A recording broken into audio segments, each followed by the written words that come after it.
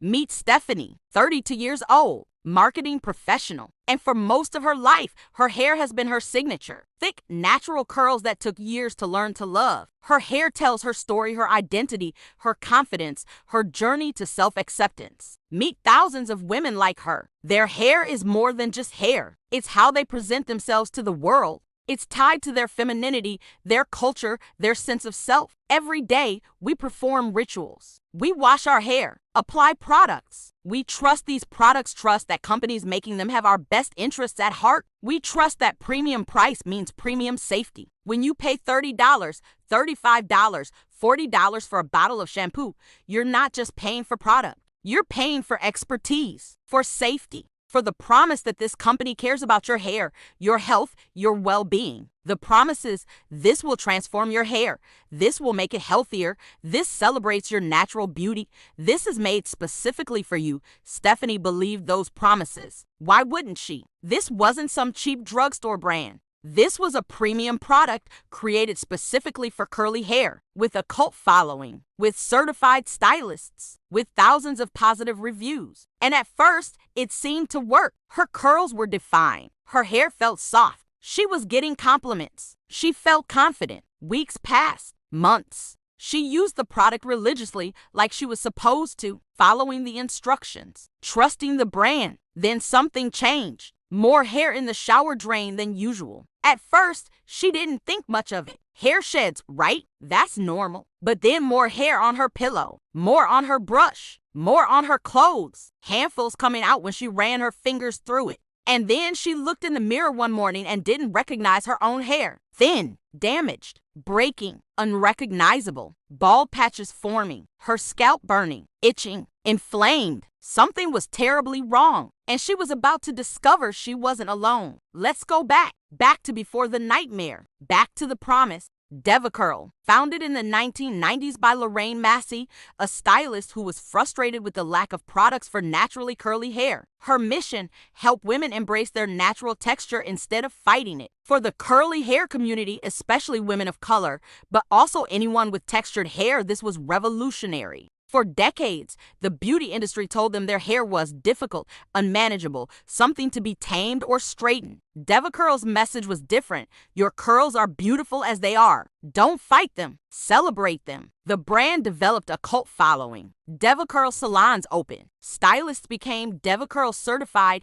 There was an entire ecosystem built around the brand. And there was the signature innovation, the no-poo method. Instead of traditional shampoo, which contains sulfates that can strip curly hair, DevaCurl promoted cleansing conditioners, gentler, preserving natural oils. The full product line, no-poo original, low-poo delight, one condition, styling creams, gels. Each product marketed as specifically formulated for different curl types. The marketing emphasized clean ingredients, conscious formulations, no harsh sulfates, no parabens, made specifically for your curls. And the price points reflected premium positioning. $28 for 12 ounces of no poo, $32 for conditioner, $38 for styling products. These weren't cheap drugstore products, they were investments in your hair. Celebrities with curly hair endorsed it. Influencers built entire platforms around DevaCurl routines. Instagram and YouTube were flooded with DevaCurl transformations. Before and after photos showed dramatic results.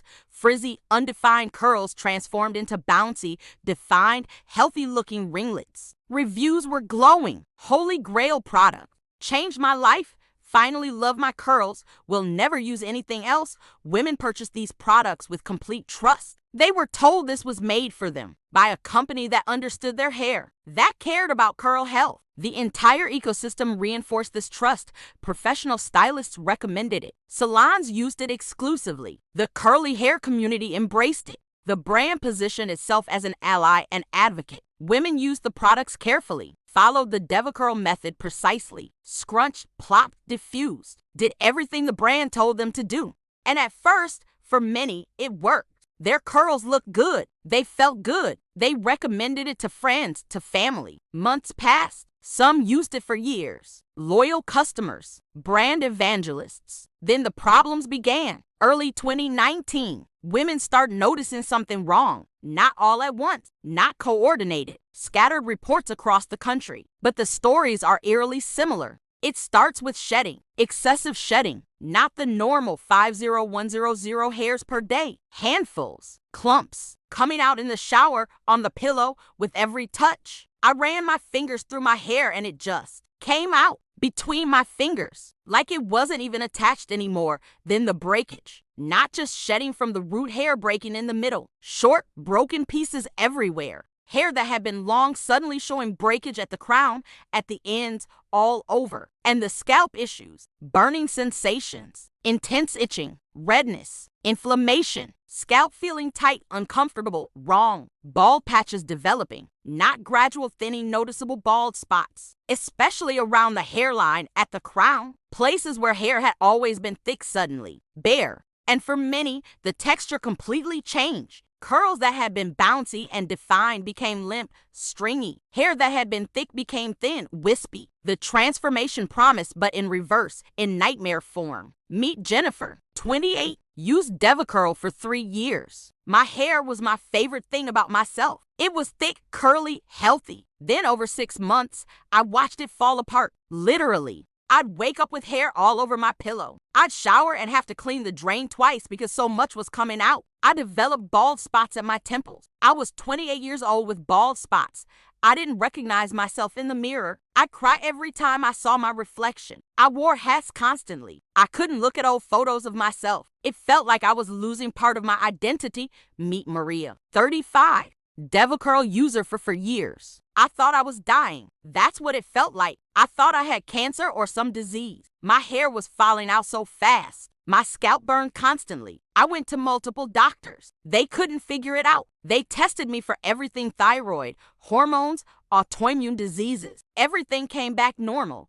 I spent thousands on doctors and tests. No one could tell me what was wrong. I tried changing my diet. I took supplements. I reduced stress. Nothing helped. It kept getting worse. This was the pattern for thousands of women. The confusion period. Trying to figure out what was causing the sudden, severe hair loss and damage. Was it stress? Hormones? Diet? Other products? Underlying medical conditions? They tried everything. Changed everything. Nothing worked. Then, slowly, a realization began forming. What's the common thread? DevaCurl. The one thing many of them hadn't changed. The one product they trusted completely. Women started posting online, Reddit forums, Facebook groups. Is anyone else experiencing this with DevaCurl? And the responses flooded in. Hundreds, then thousands of women with identical experiences. Same products, same timeline, same symptoms. Excessive shedding, breakage, scalp burning, bald patches, texture changes. A Facebook group formed, DevaCurl Damage. It grew from dozens of members to thousands within weeks. Women share before and after photos. The evidence was devastating. Thick, healthy hair reduced to thin, damaged, broken strands. Smiling faces in before photos. Heartbroken faces in afters. This wasn't coincidence. This wasn't stress or hormones or bad luck. Thousands of women had used a product they trusted and it had destroyed their hair. The nightmare was real, and now they wanted answers. When the company wouldn't give them answers, women started investigating themselves. They became citizen scientists researching ingredients, contacting chemists, sending products for independent testing. They started with ingredient lists. But here's the problem: ingredient lists are complex. Chemical names that mean nothing to average consumers. And they don't tell you concentrations, pH levels, or how ingredients interact. DevaCurl marketed their products as clean and conscious, no sulfates, no parabens. But that doesn't mean safe. That doesn't mean properly formulated. Women pooled money to send products to independent labs for testing. They contacted cosmetic chemists willing to analyze the formulations. What they found was concerning. First, pH levels. Hair's natural pH is around 4.5 minus 5.5 acidic. DevaCurl products tested at pH levels of 7 minus 9 neutral to alkaline. Why does this matter? High pH opens the hair cuticle. Imagine shingles on a roof lifting up. That's what happens to your hair shaft. Once open, the cuticle is vulnerable to damage, to breakage, to losing moisture and protein. One use with high pH? Maybe not terrible, but prolonged use, day after day, month after month, the cuticle stays open. The hair becomes increasingly damaged, weak, prone to breakage. Then there was the protein overload theory. Some DevaCurl products contain high levels of protein. Protein can strengthen hair in moderation, but too much protein without enough moisture makes hair brittle, hard, prone to snapping. Cosmetic chemists pointed to the preservation system. Some DevaCurl products use formaldehyde-releasing preservatives. These break down into formaldehyde, a known irritant and sensitizer. This could explain the scalp issues, burning, itching, inflammation, contact dermatitis from repeated exposure to irritants. Dermatologists started weighing in. Trichologists, hair loss specialists, examined the evidence. Many confirmed the symptoms were consistent with product-induced hair and scalp damage. What we're seeing is not typical androgenetic alopecia, normal hair loss. The shedding patterns, the breakage, the scalp reactions, these are consistent with an external irritant or damaging agent. Independent cosmetic chemists analyzed the formulations. Their assessments, while no single ingredient was acutely toxic, the combination of factors, high pH, protein levels, preservation system, potential for buildup, created conditions for cumulative damage. And here is the kicker: DevaCurl's marketing focused heavily on being sulfate-free, implying gentleness and safety. But sulfate-free doesn't mean damage-free. The cleansing agents used instead of sulfates can also be harsh, especially at wrong pH levels or concentrations. Sulfate-free became marketing, not safety guarantee. This revealed a bigger problem: the lack of oversight in the beauty industry. The FDA does not pre-approve cosmetics. Companies self-regulate. They can put products on the market without submitting safety data to any regulatory body. Terms like clean, natural, conscious? No legal definitions. Pure marketing. Companies can claim anything. Long-term safety testing? Not required. Companies can launch products without studying effects of prolonged use. The burden falls on consumers. We have to trust. We have to hope companies are acting in good faith. We have to hope they're testing properly. We have to hope they care more about safety than profit. And when that trust is betrayed, we have little recourse, little protection, little power. But these women weren't giving up. They had evidence. They had community. They had thousands of voices refusing to be silenced. They were going to make the company answer. For months, as complaints mounted, DevaCurl and its parent company Henkel, a major consumer goods corporation, remained silent. Women tagged them on social media, sent emails, called customer service. The responses were minimal, scripted, unhelpful. Then in December 2019, after months of growing outcry, the company finally issued a statement. The quality and safety of our products is our top priority. Our products undergo extensive safety and quality testing and meet or exceed all industry standards. What they didn't say: our products are safe. What they didn't say: we've investigated and found no issues. What they said: we meet industry standards, which, as we've seen, are minimal. Then the deflection began. When pressed, company representatives suggested users may not be applying products correctly. The insult: these women had followed instructions meticulously. Many had been to DevaCurl salons, had DevaCurl certified stylists. They'd done everything right. The damage could be from other products customers are using. Many affected women used only DevaCurl products. The full line. That was the DevaCurl method, their products, their routine, exclusively. Hair loss can be caused by stress, hormonal changes, diet. Medical testing had ruled this out for many. And thousands of women experiencing identical issues at the same time? Not stress. Millions of customers use our products with no issues. This is the corporate playbook: minimize the problem, make complaints seem like anomalies, protect the brand at all costs. But thousands of complaints aren't anomalies. That's a pattern. That's systemic. The company's social media strategy became clear: delete negative comments, block users posting complaints, control the narrative. DevaCurl's Instagram post showed happy customers, beautiful curls. But scroll through comments: complaints deleted, critical voices blocked. Meanwhile, influencers with brand partnerships continued promoting DevaCurl. Some addressed concerns, some ignored them, some doubled down on support. This is the power imbalance: a major corporation with legal teams, PR firms, resources versus individual consumers with ruined hair and no recourse. Later, through lawsuits, some internal communications emerged. While specifics are often sealed, patterns emerged suggesting the company knew about complaints earlier than publicly acknowledged. And throughout this, DevaCurl continued marketing. New product launches, sales promotions, influencer campaigns, business as usual while women's hair fell out. Why do companies often get away with this? Legal resources, corporations have teams of lawyers. Individuals can't afford to fight. Burden of proof, victims must prove the product caused their damage. Expensive, difficult, requires expert testimony, testing, documentation. Settlement leverage, companies offer settlements with NDAs, non-disclosure agreements. Take the money, stay silent. This prevents pattern evidence from becoming public. Time and resources, corporations can wait people out. Legal processes take years. Many victims can't sustain the fight that long. But some of these women were prepared to fight. They weren't going to stay silent. They weren't going to accept NDAs. They weren't going to let DevaCurl sweep this under the rug. They were going to court. Early 2020, the first lawsuits were filed. Multiple class action lawsuits filed in different jurisdictions, but with similar allegations. False advertising. DevaCurl marketed products as safe, clean, and beneficial when they were potentially harmful. Negligence. The company failed to properly test products for safety and failed to warn consumers of potential risks. Breach of warranty.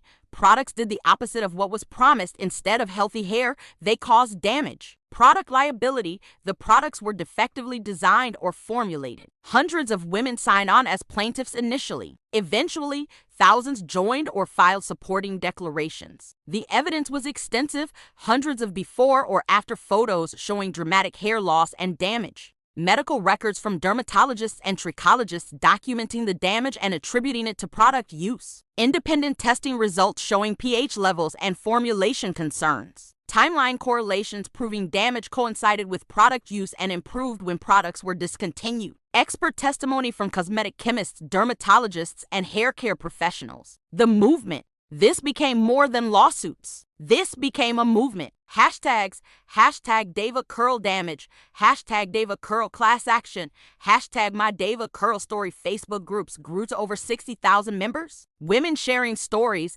supporting each other, organizing action. YouTube videos documented the damage. Personal testimonies, tutorials on recovery, warnings to others. News media finally picked up the story. Local news stations investigated, interviewing affected women, testing products, consulting experts. National coverage followed. Morning shows mentioned it.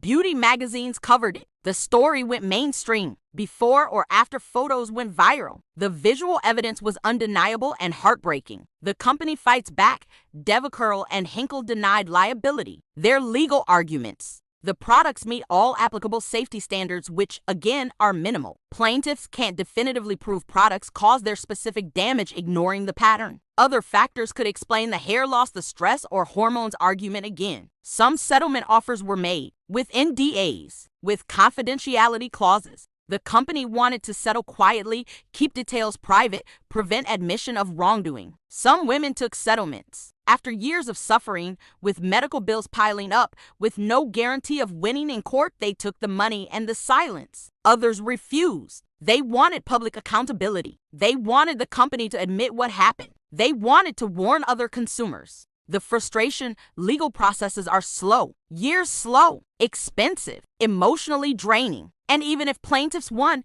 insurance might cover settlements. Corporate structure might shield individuals. The company might never truly be held accountable.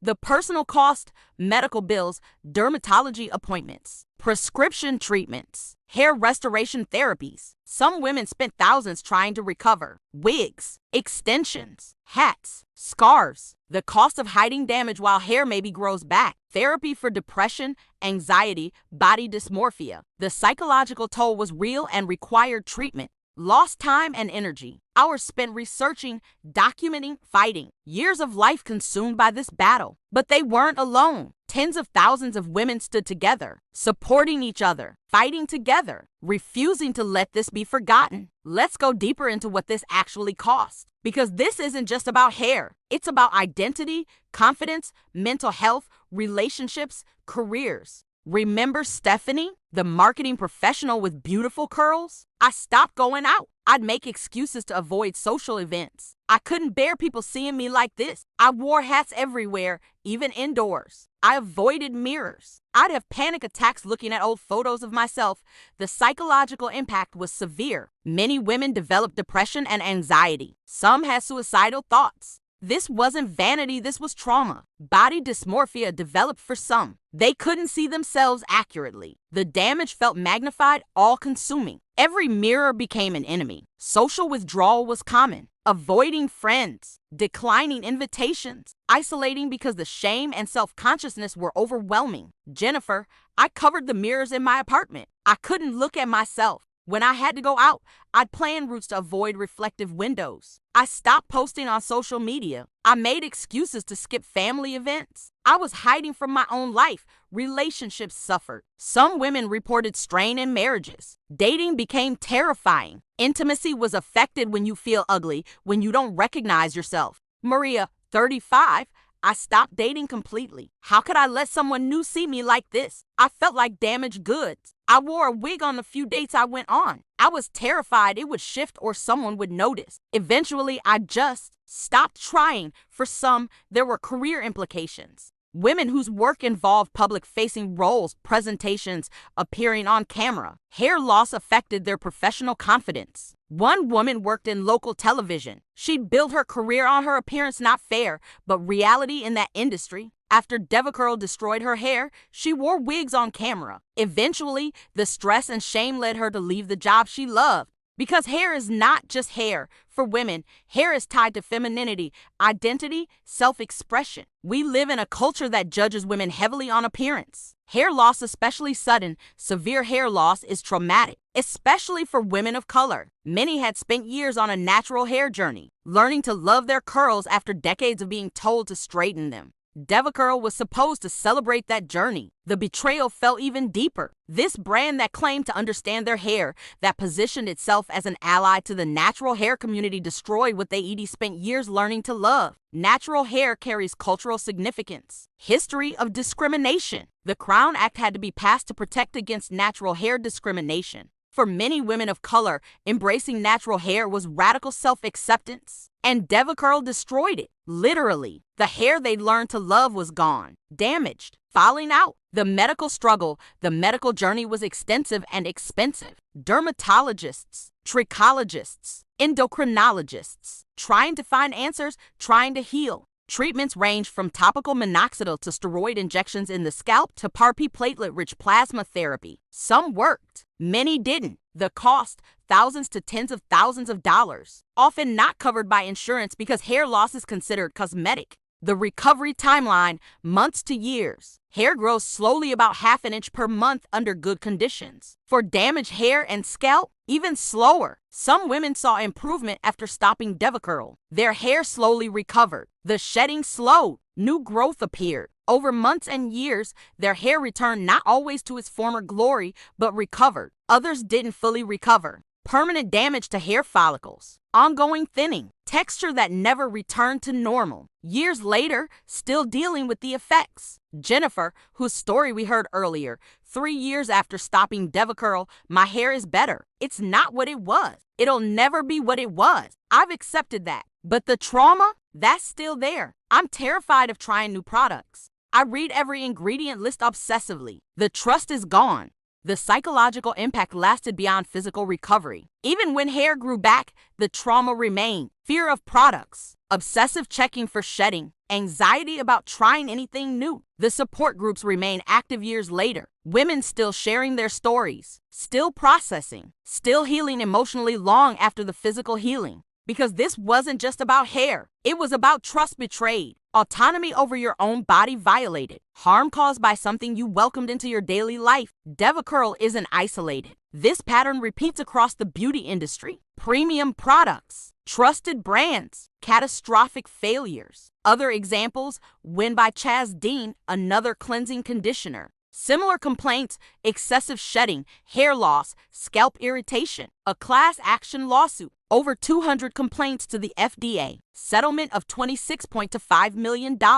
But no admission of wrongdoing. Brazilian blowout, hair straightening treatment. Contained formaldehyde despite claims it didn't. Stylists and clients experience respiratory issues, eye irritation, OSHA investigations, yet still sold. The stories are endless across the industry. Skincare causing chemical burns, makeup causing severe reactions. The pattern continues. Why this keeps happening? 1. Lack of FDA oversight. The FDA does not pre-approve cosmetics. Companies can launch products without submitting safety data. They're essentially self-regulated. Compared to drugs, extensive testing, clinical trials, years of study, FDA approval required. Cosmetics? Companies promise their testing. We have to trust them. 2. Self-regulation doesn't work.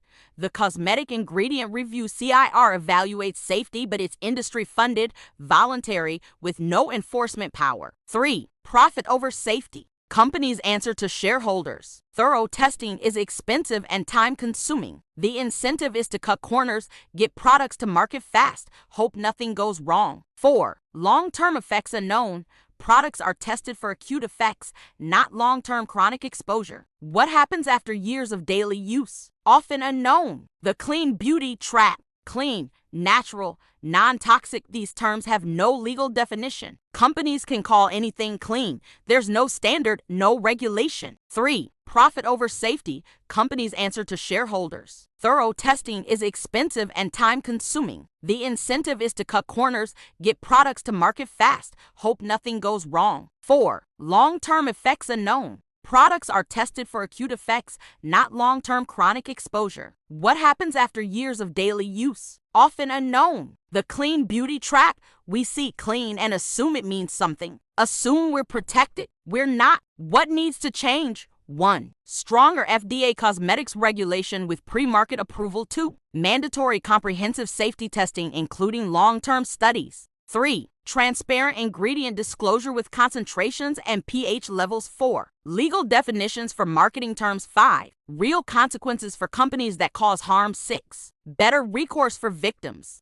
But change is slow. The industry lobbies hard. There's the personal responsibility argument. Political will is lacking. The EU bans over 1,300 ingredients in cosmetics. The US? About 30. The EU requires safety assessments. We could do this too, we choose not to. So where are we now? The company, DevaCurl and Henkel continued operations. Products remained on many shelves, though some retailers pulled them. Some reformulations were announced, but no admission original formulas were problematic. Some lawsuits settled terms confidential, no admission of wrongdoing. Others continue years later. Sales declined significantly. Brand reputation damaged. But you can still buy DevaCurl online and in some stores. The victims, some hair recovered over years. Others still deal with damage. Some got settlements with NDAs. Many still fighting legally. The psychological scars remain for most. The community, Facebook groups remain active with tens of thousands of members. Some women turned pain into advocacy, working for better regulation. Women found other brands with better reputations. Some went back to basics with DIY approaches, but the trust was broken. The bigger picture, has the industry changed? Not much. FDA regulations remain minimal. New brands make the same unregulated claims. Consumers remain vulnerable, but awareness increased. More people question clean beauty claims. The community built has power. Look at your bathroom shelf. All those products. Shampoo, conditioner, face wash, moisturizer. Pick one up. Read the label. Ingredients you can't pronounce. Claims you can't verify. Promises you have to trust. Every day, we use products on our bodies. We invite them into our most intimate spaces, our daily rituals. And we assume they're safe. We assume someone checked. Someone tested. Someone made sure this won't harm us. But often, that assumption is wrong. No one checked as thoroughly as you think. And when that trust is betrayed, the consequences are real. Stephanie lost her confidence. Jennifer developed bald spots at 28. Maria spent thousands on medical care fighting a company that would acknowledge her harm. This isn't vanity. This is about autonomy over our own bodies. The right to not be harmed by products marketed as safe. It's about the power imbalance between consumers and corporations. We're vulnerable. They have resources. We have to hope they choose ethics over profit. What you can do, research products before buying. Watch for red flags. Listen to community feedback. Support regulation efforts. Know your rights. The ongoing problem, this pattern will repeat. DevaCurl won't be the last. Until regulation changes, we're all vulnerable. But now you know. You know the lack of oversight. Know that clean means nothing legally. Know that premium price doesn't guarantee safety. Knowledge is power. You can't eliminate risk, but you can be more informed, more cautious, more demanding. That $30 shampoo bottle, those promises of transformation, do you really know what's in it? Has it been tested for long-term use? Would the company take responsibility if it harmed you? Often, you don't know, can't know, have to trust. But trust more carefully, question more thoroughly, demand more transparency. The women who fought back did it not just for themselves. They did it to warn others, to push for change, to say this isn't acceptable. Their courage matters. So check your bathroom shelf, question those bottles, research those brands. Don't assume safety. Don't trust blindly. Because the next product disaster, it could be the one in your shower. Until regulation changes, we protect ourselves. We support each other. We demand better. And maybe, just maybe, we think twice before believing every promise on every premium bottle. Because sometimes the $30 shampoo destroys your hair, and no one protects you but you.